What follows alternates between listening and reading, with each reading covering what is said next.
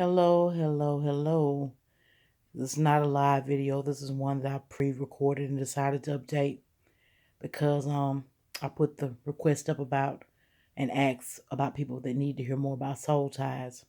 So forgive my non-cute appearance, but it's not about that. I had one lady and I can't remember your name. I think it was Miss Kathy. You were saying that your daughter was caught up into a vicious cycle, physically, emotionally, with this soul tie thing. Let me break this down. Soul ties can be good and bad. More often, we are caught up in the bad soul ties. And those bad soul ties are the soul ties that allow us to be with abusive men, with men that are just deadly and kill our spirits. They kill our emotions. They break our hearts and our spirits down. They tear us down. Because what happens is we're sexually connected. We're knitted to them. Our soul is knitted to them. And the Bible speaks of souls being knit tightly together. It does not speak of soul ties. We have Jonathan and David, which was a good soul tie.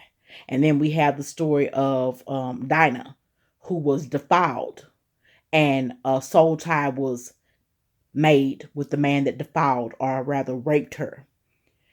So we have soul ties that are not good. To break it down in layman's terms, a soul tie is a bond that's formed with someone when you lay down and have sex with them and you find yourself, you can't shake this person. You're connected to them because you've had sex with them and your spirits are intertwined. You're locked.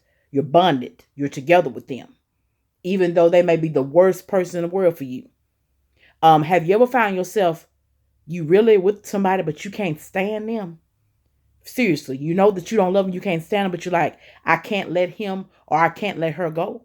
It's because your soul is tied to them, and that's all you know. So you're constantly going through this cycle of abuse, of mistreatment, of dysfunction, because that's the only way that you can function is through having this dysfunctional relationship. The only way a soul tie can be broken is you have to go to God. You have to be willing to admit there is a problem.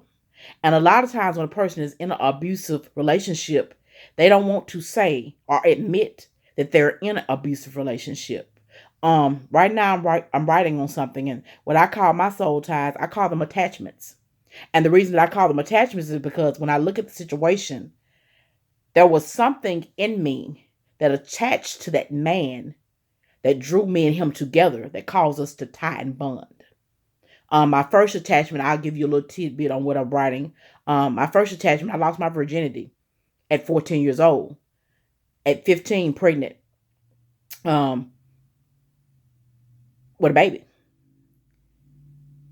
That first attachment, I was insecure, overweight, bad skin, and he praised me for being overweight and having bad skin, and he loved and adored those things about me. And those very things that he said that he loved and adored about me ended up being the very things that he bashed and hated me for. Well, once I started writing and God started dealing with me about soul ties and attachments, you can't be too hard on him. All he did was voiced verbally how I really felt about myself. And that's what happens. We have attachments with people that are a lot like us. You have the woman that's abused. She's beat day and night. She's beaten for lunch, breakfast, and supper. And you have a man that's insecure because his mama didn't love him. You know, Auntie Mary raised him.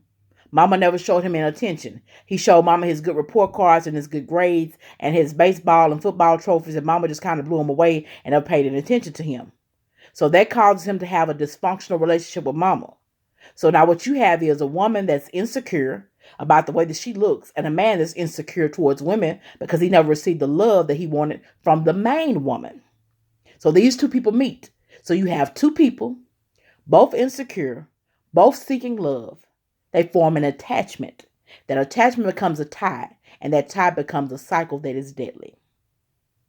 I wish there was some kind of magic poof that I could give you on the relationship of soul ties. It's not.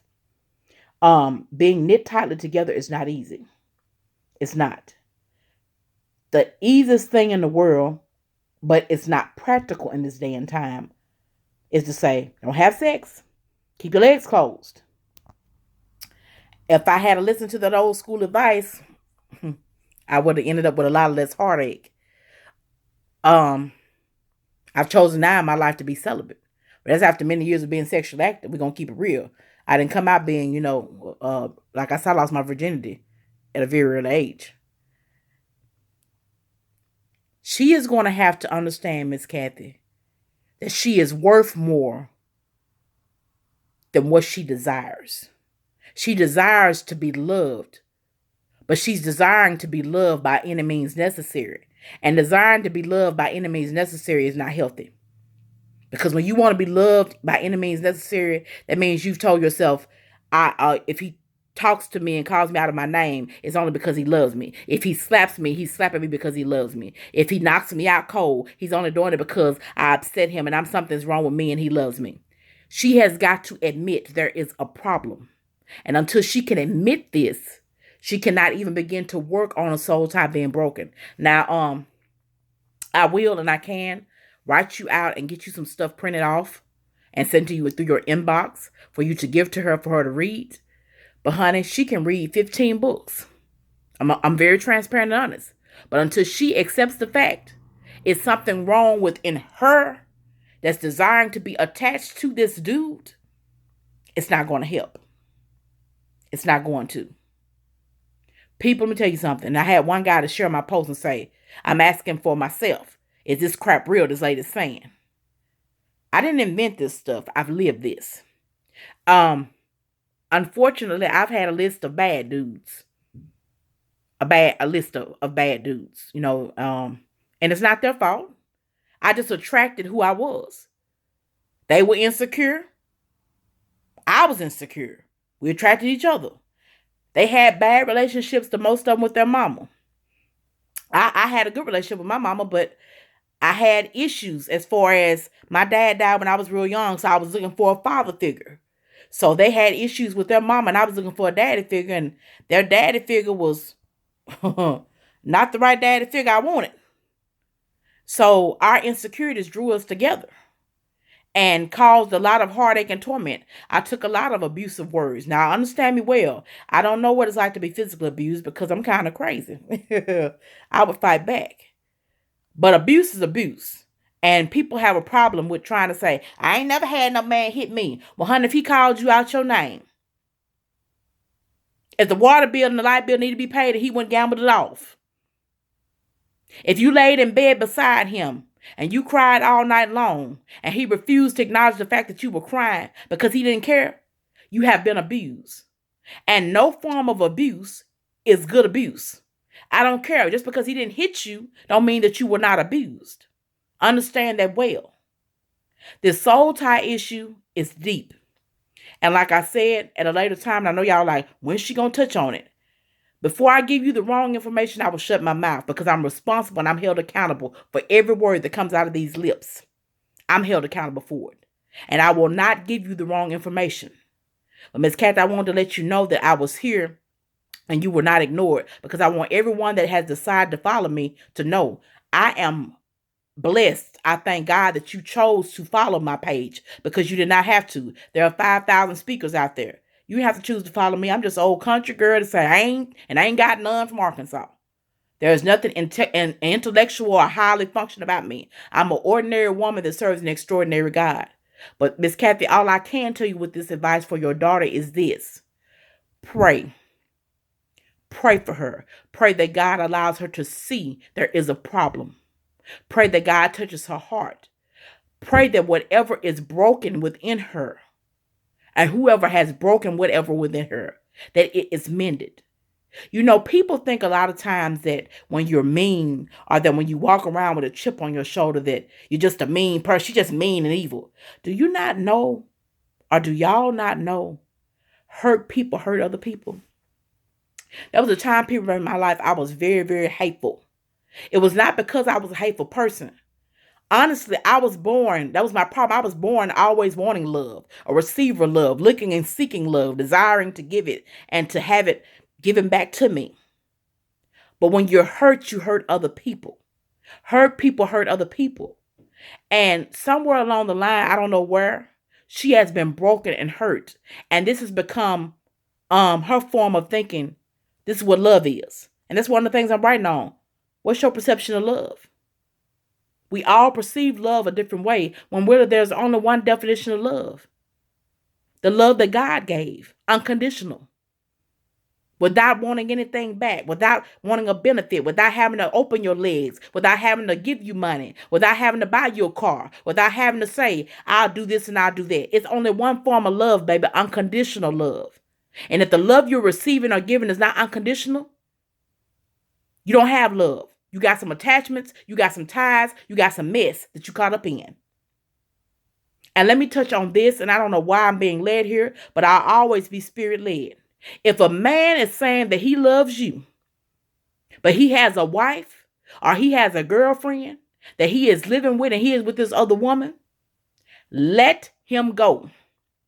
He does not love you. You are a convenience. You are a supplier of something that she cannot supply. That's all you are. He is not loving you. You're simply meeting a need that she cannot meet. Dismiss him and send him on about his way. Ladies, until you value you, until you know that you are fearfully and wonderfully made, and that God loved you so much that he gave his one and only son to climb up on a cross just for you, because you were that valuable. Until you realize and get that, you'll never be valued by anyone else because you don't value yourself. See, it was a time anybody that called me cute, I would smile and, oh, okay. Now you know what I tell men when they say, you're pretty, you're cute. Thank you, but I know, boo. You know why I know? Because I'm conceited. I tell myself that every day. We got to start valuing us. Value who you are. Flaws and all. Because with each and every individual, I don't care how beautiful they are or how much money they make, everyone that is human has a flaw that we physically can or may not be able to see. But embrace your physical flaws. Don't allow anyone to try to come into your life and try to feed you or try to manipulate you, because maybe you have a birthmark in the center of your forehead and they telling you, well, baby, I love you because of the birthmark, and you not no other woman. Cut it. You don't have to hear that from a man. Tell yourself you love yourself for that big old birthmark in the middle of your head. And at the approved and appointed time, God will send you the man he has for you that will love you with that birthmark in the center of your head. Soul ties are real. First key, admit, recognize, pray, and start researching. Who does God say you are?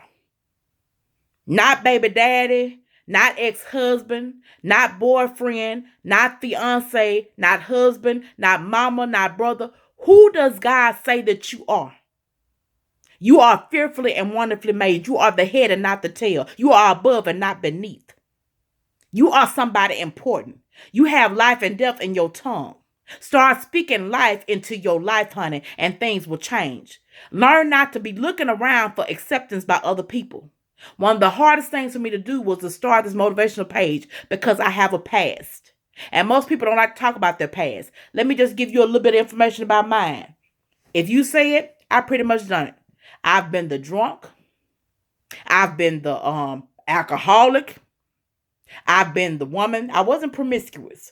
I never had that. But at the end of the day, I gave my body to a whole bunch of men that did not deserve to have what I accessed and my gold that I carried between my legs. They didn't deserve it. I've been the chick with the low self-esteem. I've been the chick that was willing to do anything just to say that she had a man.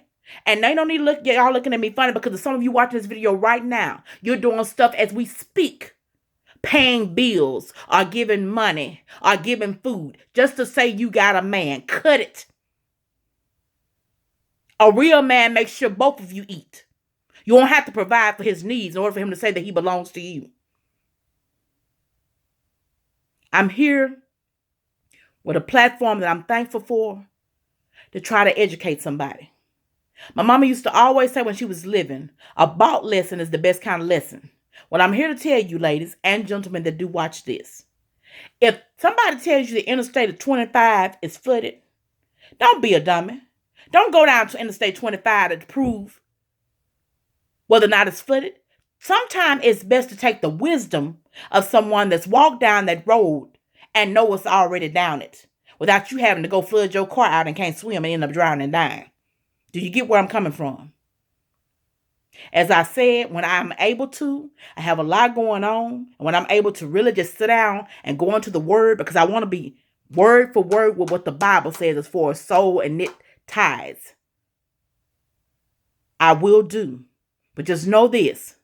Soul ties are not easily broken. You have to admit that you have one.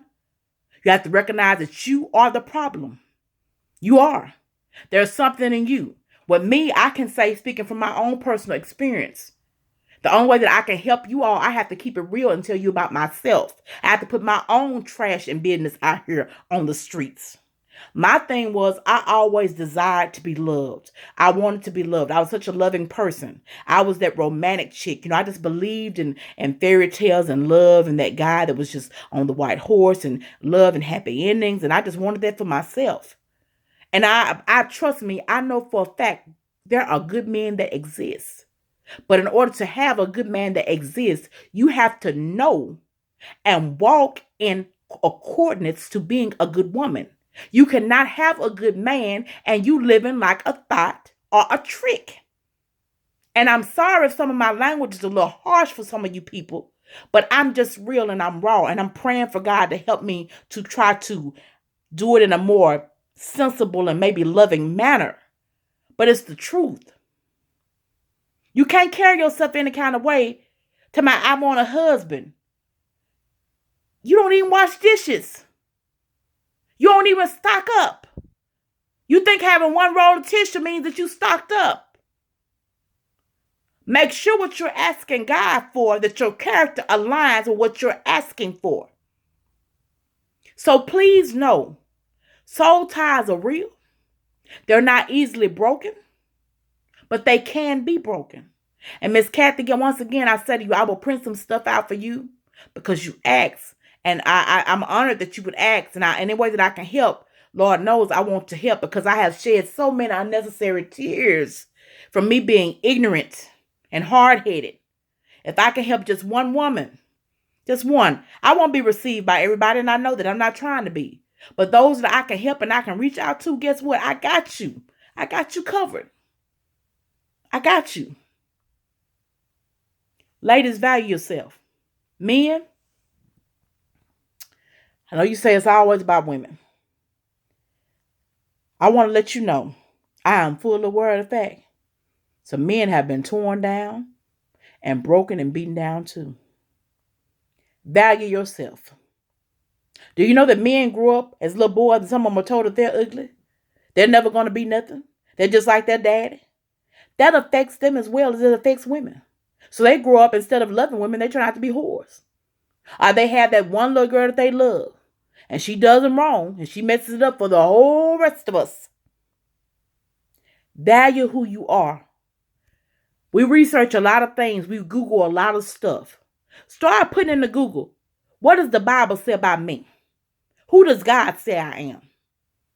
And once you have it in your heart and in your spirit, who God says you are, I promise you, you're not so quick to fall and open up your legs for Charlie, Johnny, Bobby, Rick, or Mike. You're not so quick to grin and be so excited because Eric, the neighborhood drug dealer with all the money, told you, girl, you know you fine and you cute. Know who you are. Stop settling. You don't have to settle. You're fearfully and you're wonderfully made. And if God thought enough of you, I know the word says, for God so loved the world, but let me explain something to you on today, honey. If you were the only person in creation, God loved you enough, just you, he still would have sent his son down to die to keep you from going to everlasting hell. He loved you just that much. Now, if God loved you that much and you that important to him, Baby, you need to understand that you're somebody to hold your head up and not accept anything. Don't accept less when God gave you his best. I love all of you. Like I said, excuse the appearance, excuse this late night upload, but trust and know. We're going to touch on the soul tie thing because things that need to be taught are not being taught a lot of times. People are hurting. Women are going to bed crying. Men are going to bed crying. People are going every day in their guilt. People are sitting down on their purpose and their dreams. You know why? It's not because of they don't feel like they can't do it. They're scared of what people are going to say. They're scared. What if they know that I smoke cigarettes in secret? What if they find out that I was promiscuous? Honey, let me tell you something. Everybody that's following this Facebook page has something that they do. They don't want anybody to know that they do. So to say that, we all have a secret. We all have flaws. My thing is, with my ministry, God has just called me to make myself big, to be transparent. Some things I'm going to discuss with y'all is going to be very hard to tell you, I'm being honest. Because we're just getting to the forefront. Just the forefront. And if it was up to me, I don't know you. I don't want to tell you all of my personal business. But if it can help you, if it can heal, if it can bring you to the gospel of Jesus Christ and salvation, it's worth it. Have a blessed night. Pray. Don't have to be a long, extended prayer. And I'm about to come to a close. I guess y'all say I'm a Baptist preacher. I go to a Baptist church, but I'm not a Baptist preacher. But I will say this. We're taught that we have to pray in a certain format. You don't have to go to God and say, Father of Isaac, Abraham, and Jacob that made the 7 stars and the 7 seas. And honey, he know all that. Get to the point. Because let me tell you something. Sometimes life throws so many chaotic and so many fiery darts and so many hellish situations at you. All you can do is say, Lord, help me. And that's all that you can say. And you mean it from your heart. And you say in the name of Jesus, it is accepted by the Lord. Pray. And hold your head up. And please go to bed with that thought on your mind. You are fearfully and wonderfully made. And if God thought enough for you to give you the one and only son he had, baby, you need to know that you're somebody important. You won't have to accept trash. You won't have to accept less. I don't care if you got 4 eyes. And I do mean literally 4 eyes, not glasses.